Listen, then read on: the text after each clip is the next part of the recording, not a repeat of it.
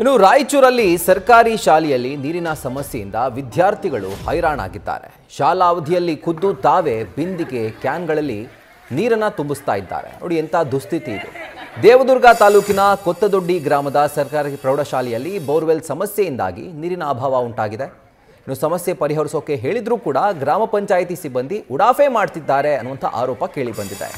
ಹೀಗಾಗಿ ಬೇರೆ ದಾರಿನೇ ಇಲ್ಲದೆ ಕಳೆದ 15 ದಿನಗಳಿಂದ ಮಧ್ಯಾಹ್ನದ ಬಿಸಿಯೂಟಕ್ಕೆ ಕುಡಿಯೋಕೆ ವಿದ್ಯಾರ್ಥಿಗಳೇ ಬಿಂದಿಗೆ ದೊಡ್ಡ ದೊಡ್ಡ ಕ್ಯಾನ್ಗಳನ್ನ ಹೊತ್ಕೊಂಡು ನೀರು ತರುತ್ತಿರುವಂತಹ ದೃಶ್ಯಗಳು ಈಗ ಭಾರಿ ಆಕ್ರೋಶಕ್ಕೆ ಕಾರಣವಾಗಿದೆ.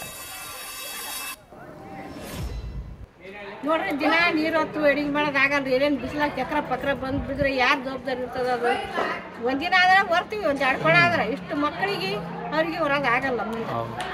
ಈಗ ಅಡಿಗೆ ಮಾಡಕ್ಕಂತೂ ಜಾಸ್ತಿ ಬೇಕು ನೀರು.